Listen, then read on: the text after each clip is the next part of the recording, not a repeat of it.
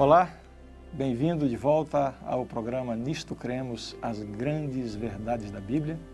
Hoje, o estudo número 8, vamos estudar a respeito de um tema grandioso na Palavra de Deus, o grande conflito. Um professor universitário fez uma pergunta para desafiar um dos seus alunos. Deus criou tudo o que existe?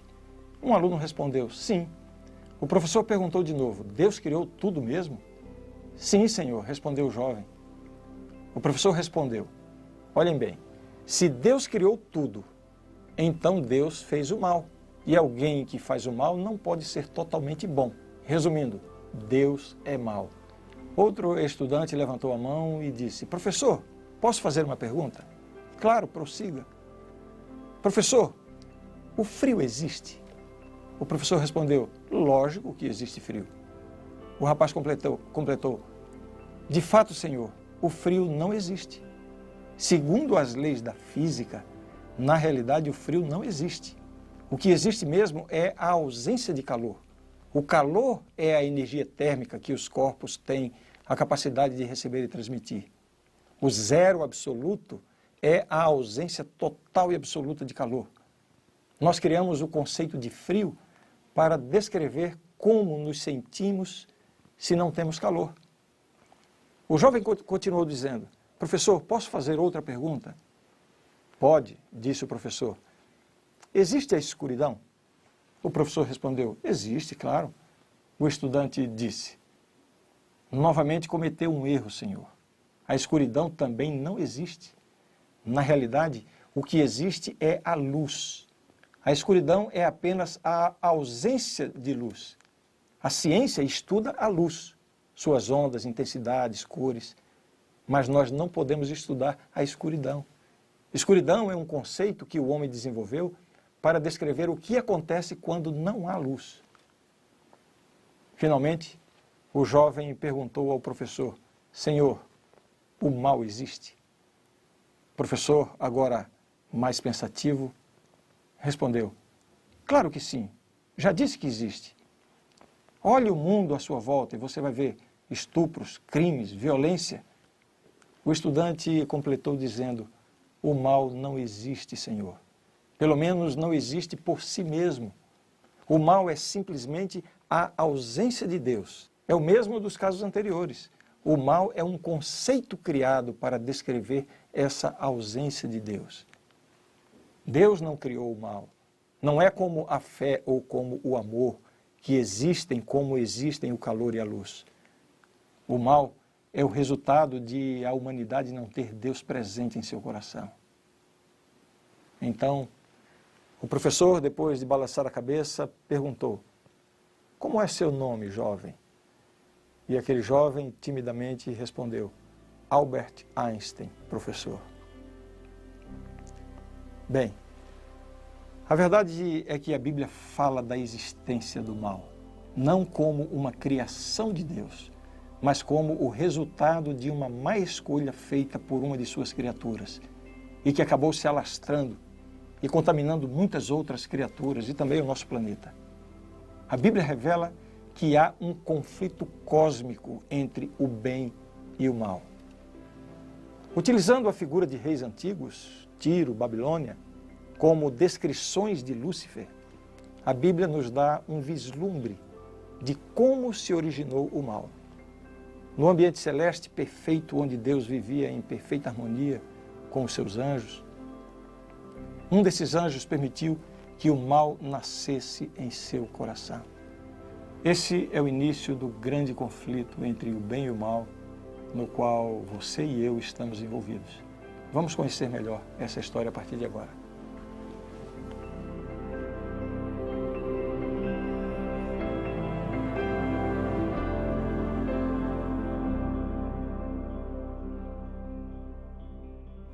Vamos começar lendo Ezequiel 28, versos 12 a 15. Filho do homem, levanta uma lamentação contra o rei de Tiro e diz-lhe, assim diz o Senhor Deus, tu és o sinete da perfeição, cheio de sabedoria e formosura. Esse texto é uma referência a Lúcifer, aquele grande e maravilhoso anjo criado por Deus, o anjo que estava acima de toda a hoste angélica no céu. Que sentimento teria sido esse que invadiu o coração desse anjo? O orgulho e a ambição. Veja o que diz esse outro texto. Tu dizias no teu coração, eu subirei ao céu, acima das estrelas de Deus, exaltarei o meu trono, e no monte da congregação me assentarei. Nas extremidades do norte subirei acima das mais altas nuvens, e serei semelhante ao Altíssimo. Isso aqui é um mistério. A Bíblia usa uma expressão que é o mistério da iniquidade.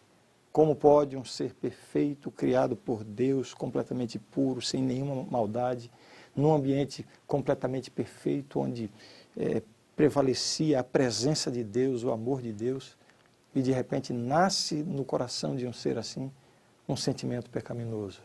Como explicar isso? A única explicação que temos é reconhecer que Deus criou seres inteligentes com liberdade de decisão. Se Deus tivesse criado os anjos, os seres humanos, os seres inteligentes que Ele criou, com a obrigatoriedade de obedecerem, isso não envolveria amor. Ninguém ama por obrigação. Para que haja um relacionamento de amor, é necessário que haja liberdade. Alguns casais precisam entender isso. Alguns maridos que às vezes querem tirar a liberdade da sua esposa, querer obrigá-la a que ela o ame, ou a esposa que se apega e procura obrigar o seu esposo a amá-la. Num ambiente assim não existe amor. Pode ser que até por algum tempo o relacionamento perdure, mas se não houver amor, só vai haver dissensões. Então Deus, na sua sabedoria, no seu infinito amor, Ele cria as suas criaturas, nesse caso aqui, os anjos. E mesmo aos anjos, Ele dá a liberdade de obedecer ou de desobedecer. E foi isso que aconteceu no coração deste anjo chamado Lúcifer. A Bíblia continua dizendo, houve peleja no céu, Miguel e os seus anjos pelejaram contra o dragão. Também pelejaram o dragão e seus anjos, todavia não prevaleceram, nem mais se achou no céu o lugar deles, e foi expulso o grande dragão, a antiga serpente que se chama Diabo e Satanás, o sedutor de todo o mundo, sim, foi atirado para a terra e com ele os seus anjos. É claro que por algum tempo Deus tentou, de todas as formas, tentou dissuadir aquele anjo poderoso a voltar atrás no seu intento, nos seus sentimentos.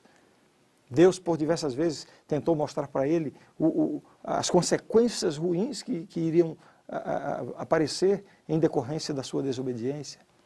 Mas apesar de todos os apelos de Deus, de todos os convites, de todas as oportunidades, esse anjo estava empedernido na sua decisão. Ele estava agora decidido a não voltar atrás. E por sua sabedoria, por seu poder, por sua influência, ele conseguiu convencer uma grande parte dos anjos lá no céu. Finalmente, 1/3 dos anjos ficaram do lado dele. O céu, que até então era um lugar maravilhoso, de perfeita harmonia, onde só reinava paz, amor, a presença de Deus, agora se transforma num palco de dissensão, de desconfiança. E é claro, não havia possibilidade mais da convivência entre os anjos leais a Deus com os anjos infiéis, desleais e desobedientes. E como o texto nos diz, houve guerra no céu, Miguel e os seus anjos. Jesus assumiu a hoste angélica celestial e foi guerrear contra o dragão, o diabo. O nome desse anjo era Lúcifer, portador de luz. Por se rebelar contra Deus para tentar alcançar os seus desejos, ele passou a ser chamado de Satanás, o adversário de Deus. E como vimos, Satanás e os seus anjos foram expulsos do céu. Por que os seres humanos se envolveram nessa questão? Tendo sido expulsos do céu, Satanás e seus anjos vieram para a terra recém-criada. Deus advertiu o primeiro casal quanto à necessidade de obedecerem ao Criador, permanecendo leais às leis do universo. Como recompensa, eles poderiam viver eternamente na mais plena felicidade. E a prova foi muito simples. Você se lembra, já vimos isso aqui no estudo anterior. Deus chegou para Adão e Eva e disse, de toda árvore do jardim vocês podem comer livremente, menos de uma, somente uma proibida. Imagine se Deus tivesse feito o contrário. Se Deus tivesse dito assim, vocês não podem comer de todas as árvores, só podem comer de uma. Aí sim a prova seria muito difícil. Mas a prova que Deus deu para Adão e Eva foi muito simples. Deus só queria uma coisa, que no caráter de Adão e Eva ficasse impressa a decisão de obedecer a Deus. Por isso Deus colocou uma questão tão simples e fácil de obedecer. Mas eles tinham que tomar a escolha, tomar a decisão, fazer a escolha pela obediência. E nós conhecemos a história. Infelizmente, primeiramente Eva e depois Adão desobedeceram a Deus. Essa história pode ser lida especialmente nos capítulos 2 e 3 do livro do Gênesis. Faça a leitura depois com bastante atenção. Assim o pecado retirou de Adão e Eva o domínio sobre a terra, entregando-o a Satanás, que então passou a reclamar o título de o príncipe deste mundo. E este fato trouxe um impacto muito forte sobre a raça humana. A partir de uma desobediência aparentemente simples, o pecado foi desvirtuando a imagem de Deus no homem a tal ponto que Deus disse algo muito lamentável para a família humana. Vejam a que ponto chegou a raça humana. Viu o Senhor que a maldade do homem se havia multiplicado na terra e que era continuamente mal todo o desígnio do seu coração. Gênesis capítulo 6, verso 5. Mas aí Deus intervém de forma drástica e para purificar a terra manda o dilúvio. Pouco tempo depois, no entanto, os descendentes de Noé mostram a sua falta de confiança em Deus ao construírem uma torre de Babel para escapar de um novo dilúvio. Vejam só, mesmo depois da promessa que Deus tinha feito de que jamais destruiria o mundo com água novamente, eles tomaram uma iniciativa por conta própria, uma decisão completamente independente de Deus para subir às alturas. Nos faz lembrar o sentimento de Lúcifer lá no céu. Subirei às mais altas, às maiores alturas. Mais uma vez, Deus procura resgatar a humanidade apostatada, fazendo então agora um concerto, uma aliança com Abraão, no qual abençoaria, por intermédio dos seus descendentes, todas as nações da terra. Deus vai a Abraão, escolhe Abraão, chama Abraão e, através de Abraão, Deus faz a promessa. Todas as famílias da terra serão benditas. Deus estava falando não apenas da descendência da família grande que surgiria de Abraão, mas especialmente do descendente de Abraão, que seria Jesus Cristo. Foram esses mesmos descendentes de Abraão que, séculos depois, contribuíram com Satanás para crucificar Jesus Cristo, Salvador do mundo, Filho de Deus. Este planeta é o palco sobre o qual está sendo travada esta luta dramática entre o certo e o errado, entre Deus e Satanás. Existe, portanto, a questão cósmica envolvida. A questão entre o bem e o mal, o certo e o errado, extrapolam a nossa esfera individual, familiar, social. Esta é uma questão cósmica. Existem interesses grandiosos, interesses eternos envolvidos nisso. E sabe o que está em jogo nessa questão cósmica? Qual é o ponto central da discussão? É a lei de Deus. Vamos entender isso. O mundo natural é regido por leis exatas, que o mantêm em perfeita ordem. A lei da gravidade, por exemplo, é uma dessas leis. Agora imagine só, como seria o mundo se alguns corpos seguissem a lei da gravidade e outros não, sem qualquer ordem.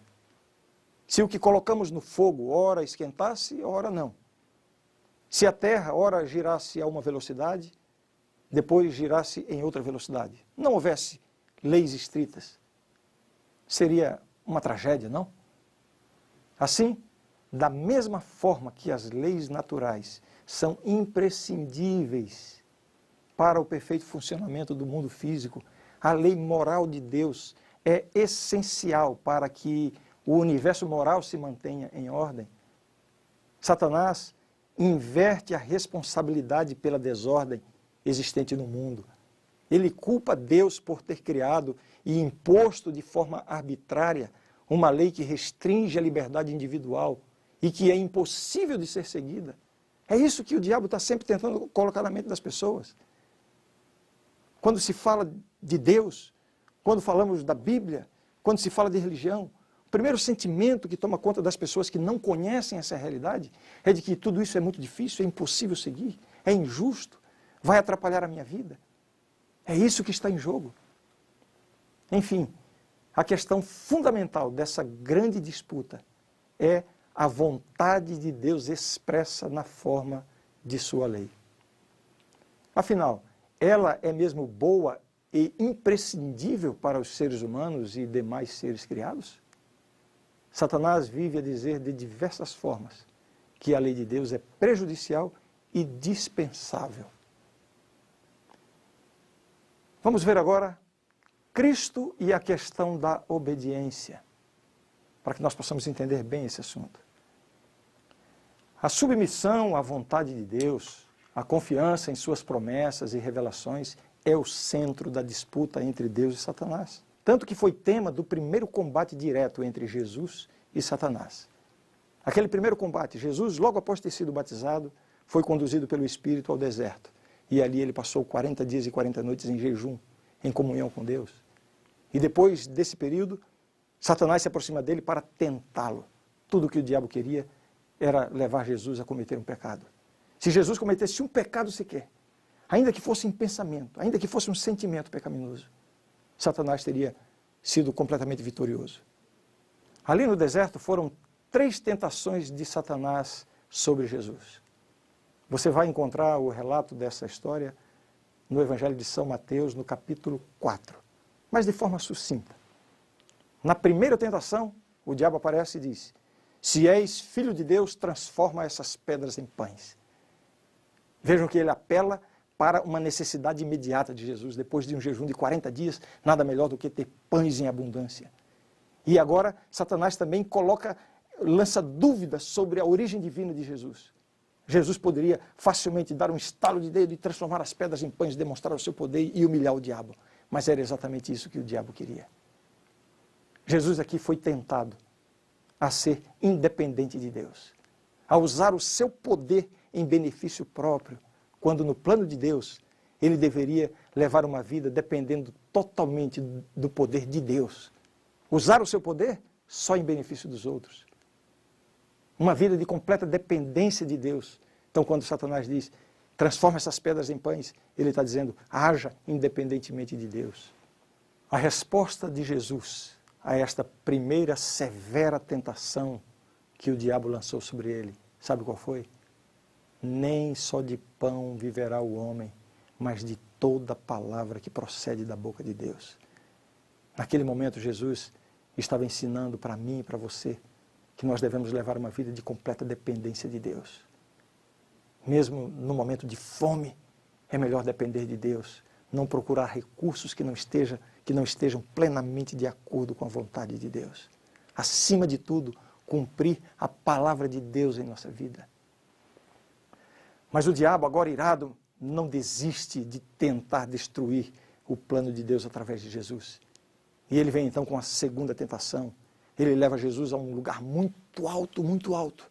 E lá de cima ele diz assim, se és filho de Deus, atira-te abaixo, porque está escrito, aos seus anjos ordenará a teu respeito que te guardem. Vejam, o diabo aqui está usando a Bíblia. Está escrito. Se na primeira tentação Jesus disse, está escrito, nem só de pão viverá o homem. O diabo diz, é assim? Então vamos lá. E aí ele diz, está escrito. E cita uma promessa que há no Antigo Testamento. Aos seus anjos ordenará a teu respeito que te guardem. Aqui Jesus foi tentado a ser super dependente de Deus. Na primeira tentação, usar o seu poder em benefício próprio. Agir independente de Deus. Agora, Jesus é tentado a ser super dependente de Deus. Simplesmente se lançar de um lugar alto com a pretensão de que Deus vai protegê-lo. O trecho da Bíblia que Satanás usa para Jesus, ele é incompleto. Propositadamente ele corta um pedaço. O trecho completo diz assim: aos seus anjos ordenará a teu respeito que te guardem em todos os seus caminhos. Deus vai guardar se você estiver nos caminhos dele. Jesus, mais uma vez, vem com a sua resposta. Ele diz: não tentarás o Senhor teu Deus. O inimigo foi derrotado mais uma vez, mas ele reúne forças. Ele não desiste, ele quer a todo custo destruir o plano de Deus através da vida e do ministério de Cristo. E então ele vem com uma terceira tentação. Ele leva Jesus para certo lugar e provê, dá a Jesus uma visão extraordinária. Jesus pode ver de alguma forma os reinos do mundo e a glória deles. E aí Satanás faz a proposta: tudo isso te darei, se prostrado me adorares. Em outras palavras, Jesus, você veio ao mundo para reconquistar o mundo, que agora é meu, eu sou o príncipe desse mundo. Qual é o plano? Qual é o plano? O plano é sofrer? O plano é ser humilhado? O plano é ser rejeitado? O plano é passar por todo tipo de sofrimento e finalmente morrer para reconquistar o mundo? Não precisa fazer isso. Eu tenho uma proposta melhor para você. Basta que você me adore e eu te dou tudo. Aqui Jesus foi tentado a obter algo, se desviando do plano de Deus. E sua resposta, mais uma vez, foi incisiva. Ao Senhor teu Deus adorarás, e só a Ele darás culto. Nessas três tentações, o diabo ofereceu a Jesus o que Jesus já tinha. Na primeira, provar que era filho de Deus, transformando pedras em pães. Pouco tempo antes, Jesus tinha ouvido, tempo antes, no batismo, Jesus tinha ouvido a voz do Pai vindo do céu, uma pomba, o Espírito Santo em forma de pomba, e o Pai dizendo: este é meu Filho amado, em quem me comprazo. Jesus já tinha convicção de que ele era o Filho de Deus. Na segunda tentação, ele foi tentado a receber a proteção dos anjos. Jesus já tinha à sua disposição todos os anjos de Deus. E na terceira tentação, Satanás ofereceu os reinos do mundo e a glória deles. Jesus é o verdadeiro dono do universo. Não é o diabo que pretende ter assumido o controle sobre esse mundo. Este mundo pertence a Deus. É verdade que está passando por uma situação problemática, mas que está sendo resolvida. O dono deste mundo é Deus. A confiança plena em Deus propiciou a Jesus a vitória sobre Satanás. Eu e você também podemos obter a vitória sobre o tentador, se nós confiarmos plenamente em Deus. Mas é na cruz, na morte do inocente Filho de Deus, que se revelam os dois extremos desse grande conflito. De um lado, a extrema maldade e rebeldia de Satanás. Do outro, a infinita submissão de Jesus à vontade de Deus e o seu interesse em salvar a humanidade. O grande conflito se estende a outras áreas, há pelo menos mais 2 pontos importantes envolvidos nessa controvérsia. A Bíblia. O principal ataque que o inimigo de Deus tem feito à Bíblia é levar as pessoas a tratá-la como se não houvesse diferença entre ela e outros escritos antigos. Mesmo teólogos têm negado a Bíblia como a palavra de Deus, a infalível revelação de sua vontade. O outro ponto envolvido no conflito é a pessoa de Cristo. Os contemporâneos de Jesus duvidavam da sua natureza. Na resposta de Pedro, ao ser indagado por Jesus sobre o que as pessoas pensavam dele, uns dizem João Batista, outros Elias e outros Jeremias ou algum dos profetas. Isso está em Mateus capítulo 16. Enfim, ele é um homem. Pedro disse: tu és o Cristo, o Filho do Deus vivo. Mateus 16:15. É somente pela compreensão de Cristo é que se pode atingir o conhecimento da verdade. Jesus mesmo disse: eu sou a verdade. Tentar alcançar a verdade fora de Jesus é impossível. Toda essa cena do grande conflito entre o bem e o mal é reproduzida em cada coração humano. Por um lado, o inimigo de Deus se empenha para deixar o pecador afastado de Deus. É isso que ele quer. E assim, não receber o perdão pelos pecados, os pecados cometidos, e nem receber o poder para uma nova vida de obediência ao lado de Deus. O esforço do diabo, no grande conflito que ele trava no meu coração e no seu coração, é manter-nos afastados de Deus, para que nós não tenhamos acesso ao perdão de Deus e ao poder para termos uma vida vitoriosa. Por outro lado, o Espírito Santo segue convidando insistentemente cada pecador a abrir o seu coração a Jesus e permitir assim que o Senhor governe a sua vida. Essa é a única possibilidade de ser feliz e encontrar significado na existência. Qual é a sua decisão? De que lado do grande conflito você vai ficar?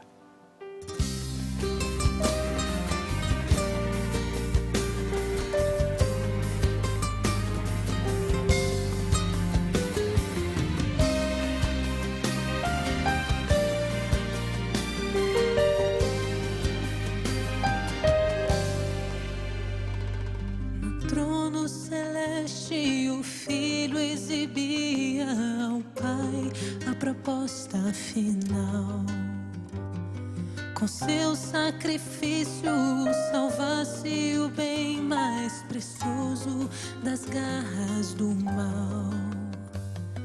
O mais nobre ser se fez homem, morreu porque amou seu algoz opressor e aceitou seu destino de mártir na cruz, concluiu seu plano redentor. Envolto em dor, o Pai entregou o seu Filho a maior história de amor. A luta acabou, um pranto, um clamor da sorte fatal, Deus nos resgatou.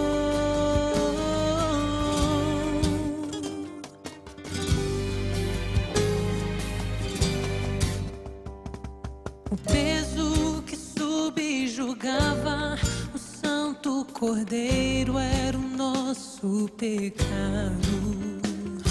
Seu rosto disforme, ferido, marcado, exclamava: está consumado.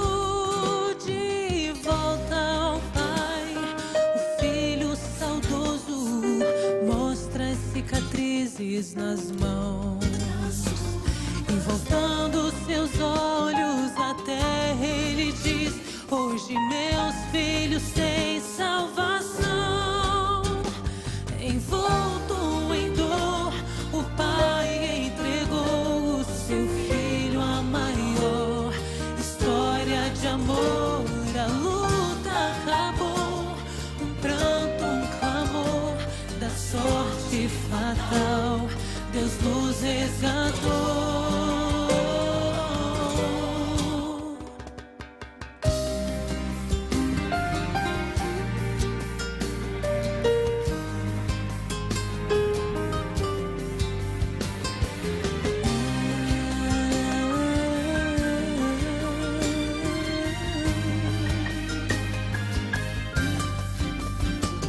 Envolto em dor, o Pai entregou o seu Filho a maior história de amor. A luta acabou, um pranto, um clamor da sorte fatal, Deus nos resgatou. Envolto em dor, o Pai entregou seu Filho a maior história de amor. A luta acabou, um pranto, um clamor, o homem nasceu o seu Salvador.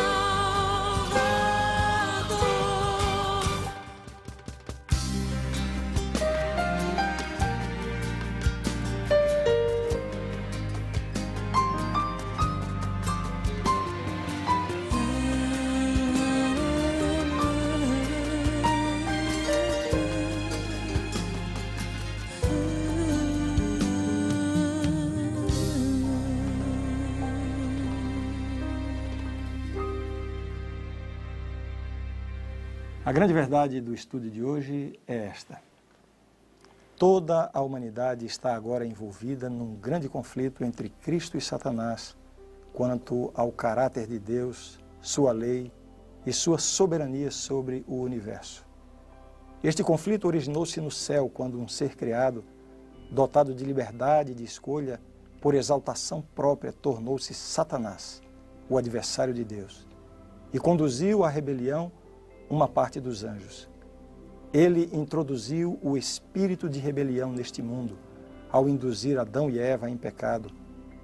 Este pecado humano resultou na deformação da imagem de Deus na humanidade, no transtorno do mundo criado e em sua consequente devastação por ocasião do dilúvio mundial. Observado por toda a criação, este mundo tornou-se o palco do conflito universal, dentro do qual será finalmente vindicado o Deus de amor. Para ajudar seu povo nesse conflito, Cristo envia o Espírito Santo e os anjos leais para os guiar, proteger e amparar no caminho da salvação. Esta é a verdade e eu creio nisto. No nosso próximo encontro, nós vamos estudar o que a Bíblia ensina sobre a vida, a morte e a ressurreição de Cristo. Uma lição fenomenal. Não perca.